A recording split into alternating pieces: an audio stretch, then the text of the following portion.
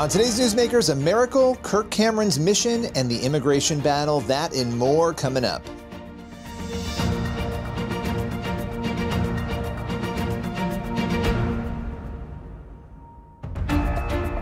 Welcome to Newsmakers, a show where we go behind the headlines each week to bring you interviews with your favorite pastors, entertainers, politicians, and other notable news figures. On today's Newsmakers, we're joined first by actor Kirk Cameron.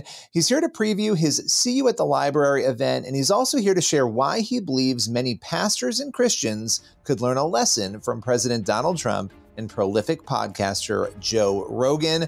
Let's welcome Kirk to the show. Kirk, appreciate you joining me today. Lots to talk about. You have your See You at the Library event coming up very soon. We're going to get into that. You've got an amazing podcast I want to talk about. That's Tell right. us about this podcast, why you did it, and where people can listen to it.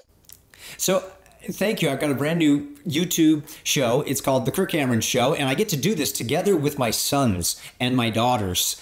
And this has been my dream for 20 years, is to have the Cam fam together and be able to talk about things unfiltered that often I don't get to talk about. You know, as a believer, I often, if I'm with a big organization, they don't want me to get into divisive, controversial issues, things that might be political, things that might cross denominational lines, or at least be so ecumenical that we can't talk about baby baptism. We don't want to talk about, you know, women in the pulpit or Bible versions or the age of the earth. But on the Kirk Cameron Show, you know, the gloves are off. It's unfiltered. I get to talk about the Diddy trial. I get to talk about Elon Musk and the spat with him and Trump, the Iran bombings, and everything in between.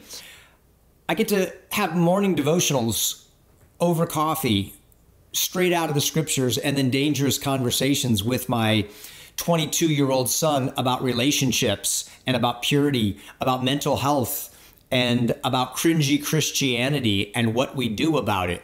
So I love it. It's called The Kirk Cameron Show. I want everybody to go over and join us Monday, Wednesday, Friday for new episodes on my YouTube channel, which is The Kirk Cameron Show.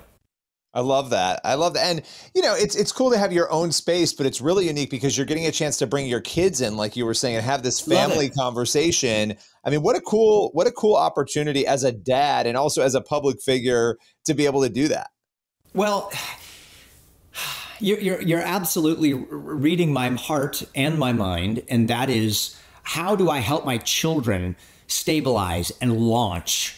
How do we get our kids into orbit? How do we set up some kind of a legacy platform for our grandchildren so that they can continue to advance the kingdom of God?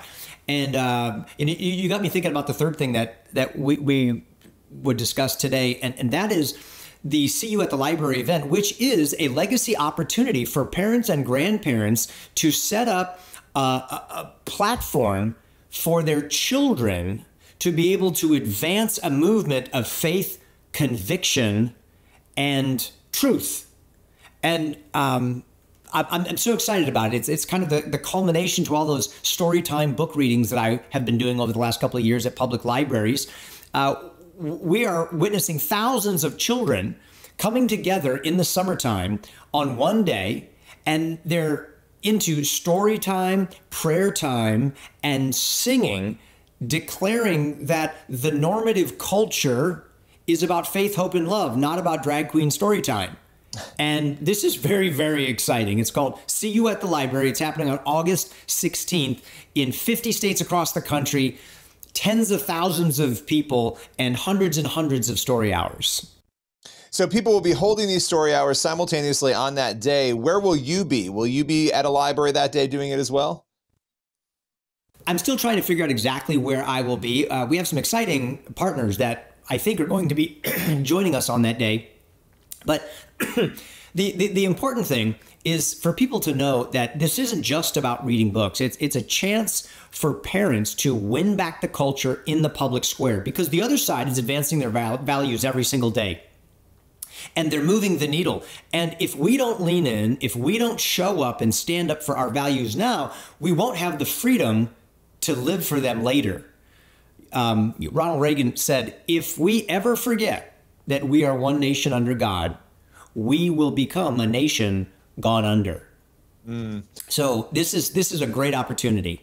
Well, and it feels like that is happening. I mean, you think about this event that you're holding, See You at the Library, how many, we'll talk about some of the numbers of what you expect and what you hope for this year, but parents seem to be, since COVID, showing up to school board meetings. They're more aware of what's being taught in public schools. They're right. Pushing back. You're watching schools shift and change. You also have had change at the political level that is even influencing some of that when it comes to women's sports and those sorts of things. How encouraged are you by the events that you're seeing, sort of the snowball effect over the last few years?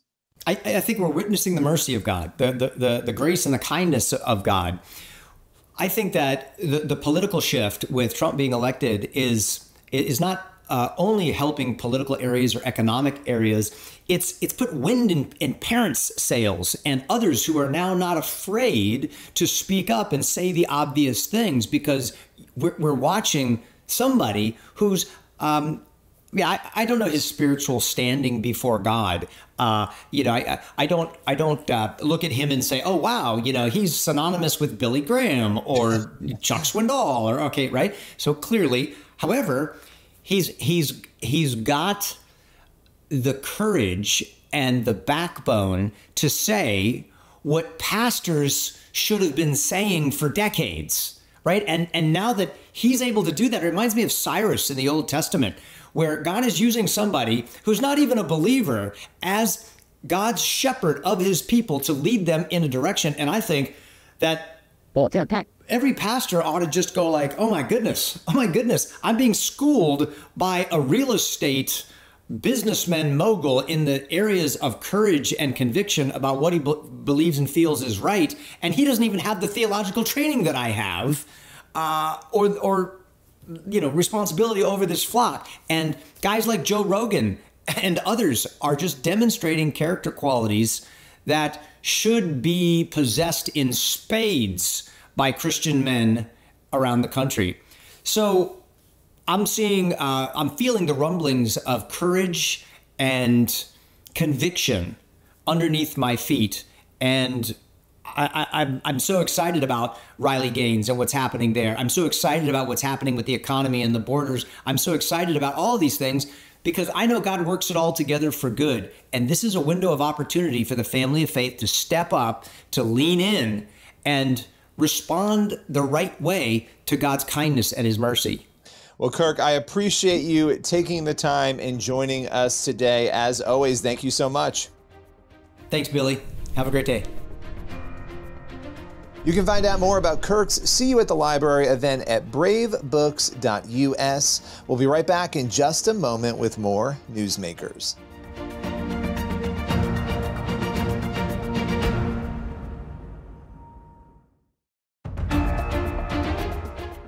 Welcome back to Newsmakers. Next up, Pastor Jason Noble joins us to reflect on John Smith, a teenager who fell through the ice in 2015, was underwater for 15 minutes, and was clinically dead for over an hour before miraculously coming back to life. The ordeal became the basis for the hit film Breakthrough. Let's welcome Jason to Newsmakers to share the incredible story. Well, Jason, it's always good to connect with you, and I have wanted for a long time, we've been friends, and I've known your story and John Smith's story for a very long time, as millions of other people around the country and the world do. But, some time has passed, and I love getting a chance to dive back in to this story and sort of learn what has happened since. Now, your story was told, obviously, and John's story in the film Breakthrough. And this happened in 2015 where John fell through the ice. It's a crazy story. For those who don't know, give us some of the back details. Yeah, I mean, it is really one of the most, I really say it's a modern day Lazarus story when you look back and you see, so John, he was 15 years old, fell through the ice in St. Louis, was dead, was under for 15 minutes, dead for an hour and 15. And his mom walked in and she prayed, Holy Spirit, bring my son back to life. And a lot more animated and a lot more intense than that. And it was at that moment, every machine came back to life and John was back to life. And that was just the beginning, right? He coded 3 or 4 more times. I mean, just the incredible story of how God showed up in that situation. Wow. But what had happened is John was completely healed, walked out of the hospital 14 days later, and was no sign, cleared by all doctors 40 days after that. And he is now a 25-year-old young man. His birthday is actually today as we're recording this. Oh, wow. Yep, he has 2 children. And all of the stuff that we found out afterwards has just been amazing. When you see how God just puts a story like this together, and you just see how everything just falls right into line. It's one of the most incredible miracles I've ever seen and continues to be. Like, as I travel the world, I still hear people saying, man, breakthrough, like, touched my heart like I've never experienced before.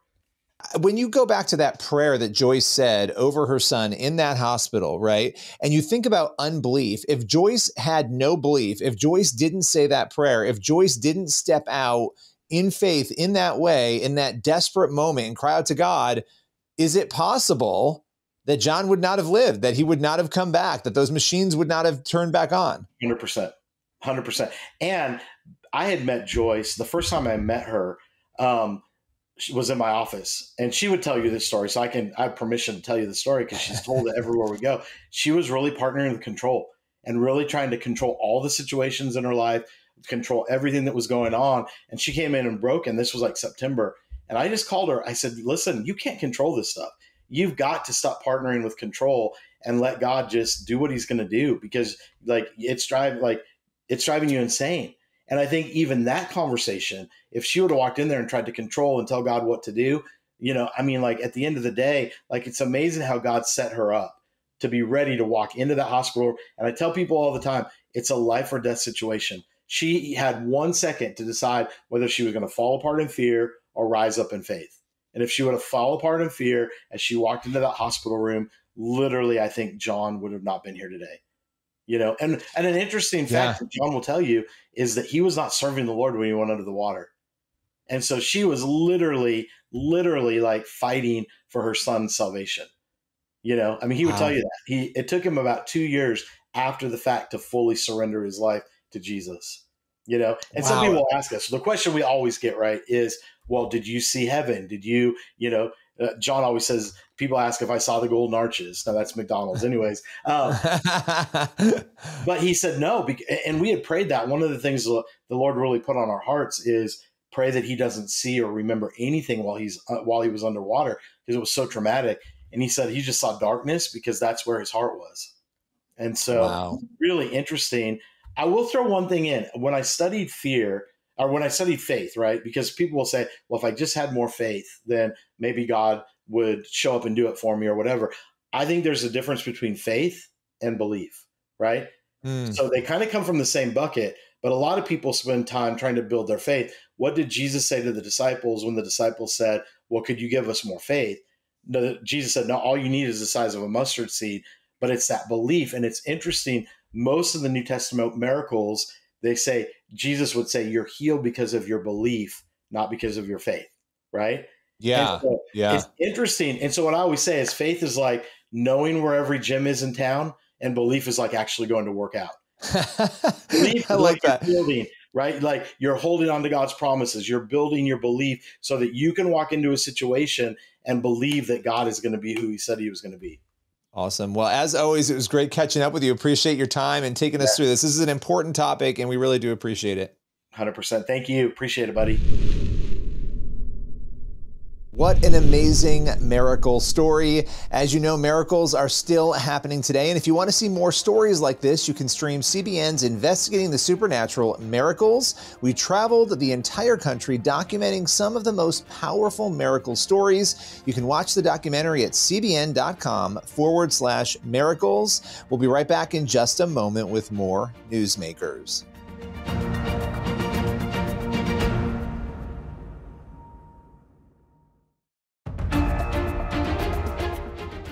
Welcome back to Newsmakers on the CBN News Channel. For our final segment, we are chatting with Pastor Ara Torosian. He is with Cornerstone West LA, and he claims that some of his congregants have been detained by ICE, and he shares with us what he has witnessed. Let's welcome him here to Newsmakers.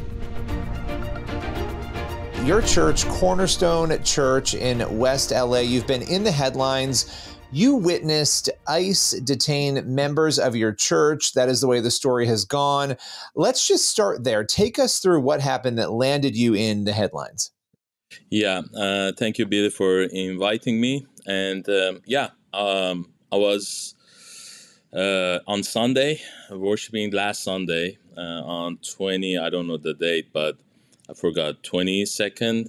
And then a family member of our church came to me and said, we have appointment tomorrow at Immigration Federal Building in downtown Los Angeles. Shall we go or not?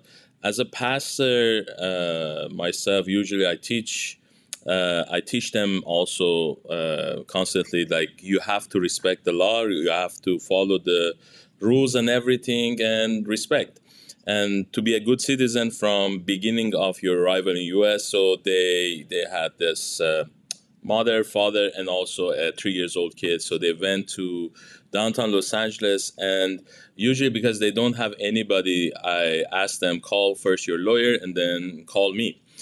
So the lawyer called me at 1:30 p.m. that they got detained in the immigration office. So I ran there, and there's a story you can read in my social media that I was very devastated to see. They got caught, and then they went to ICE room, and they took them.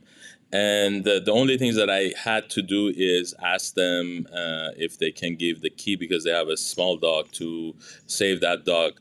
And then it was like very bad night, nightmares. What's happened? Why they caught them? Like, they went to appointment. They are asylum seekers, Christian asylum seekers, and they have all paperwork and they follow the rules. And so, Can I ask you? Can I pause really quick and ask you just two quick questions? What did they think the meeting was for? So they were going to meet with ICE. What did they think they were going to be meeting with them about? Usually they go to kind of update their address, and that's a process of showing themselves in the office to see what they are doing, like updating and paperwork, following paperwork, and signature that they are here. So that's a regular for asylum seekers. They have the document, and they're waiting for the court day and follow up things. How the second question, how long have they been here in America? They arrive, I think, in October 2024. Okay. So under a year. And they came through, when they came to America, because just so we get all these little pieces up, when they came here, they went through the proper process of coming. Okay. So they, of course, legally. Yeah, legally, they have documents, they were waiting, and some of them, they have work permit, social security number, and they're asylum seekers from Iran. So when you were there, obviously you said it was a bad night. It was traumatizing for you watching all this. Were you able to ask any questions? Why are they being detained? Was there something that maybe you didn't know? Was there did something happen that precipitated or that caused this to happen? Yeah, I was watching the news, following the news, what's happened, ICE in Los Angeles and detaining people. Like, I was thinking, like, oh, they're looking for, because usually when I heard is like undocumented criminal and other stuff. For me, it was just shocked to see this beautiful people. The wife was activist in Iran because of the woman movement in Iran. Also, they were part of like underground church, and I was like shocked. Even we were planning to do a short film about women on Tuesday, next day, and we were ready to do it. And I had to call all the crew that this has happened. And no, I didn't. Like I said, like, this is regular. They're respecting the law and they're following the rules of asylum seekers process. And they were kind of pending status of U.S. citizenship or granted for asylum. So where are they right now, as far as you know? So after 2 days, I got notified in the system online that they send them with the kid, 3-year-old kid, to South Texas family facility, and close by San Antonio. And also I sent somebody to one of my American friends that fluent in Farsi to go there, pray for them, to take the Bible. And so they didn't allow him to see this family with the kid. And yeah, that's what I got a few calls from them that not pleasant over there, lots of crowded, like and I asked them that, are your kid is separated or you're separated? They said, no, at 8 a.m. to 8 p.m. we are together. After 8 p.m. The husband should separate it and go to men's part. So they were not really happy, the situation and crowd, and also the situation over there. So as we just come to a close here, if you have people in front of you right now who are skeptical, who they've heard the story, they have compassion, but they're also feeling like, well, we have to uphold the law. If somebody came illegally, even if they went and got the paperwork after, they still came illegally. What would you say to them from your perspective to help convince them of what you've been saying? I just want to sort of put a bow on this and round it out, because I think it's again, you have two different sides to this, and it's an important distinction to give you a chance to maybe speak to those people. Yeah, I was talking to somebody yesterday, mentioned the verse in Matthew chapter 23, that yes, we need to apply the law, and with that, and respect the law, but with applying the law, we need to have some mercy. So mercy is very important, I think, as a Christian, as an American, and as a root and what this country a famous land of opportunity and freedom. I think we have to have a little bit mercy to people that are coming here. And I'm hoping this chaos in LA, chaos in everywhere, a little bit change, and our lawmaker to do something better, I think. Thank you so much for your time today. I really, really appreciate it. Thank you, Billy. We'll continue to cover this story as it unfolds, and we'll be right back in just a moment with more Newsmakers.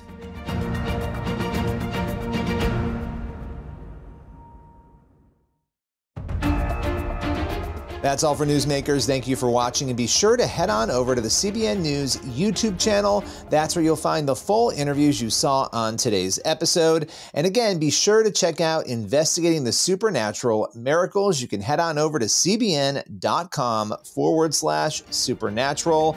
We'll be back next week with another episode of the show. We'll see you then.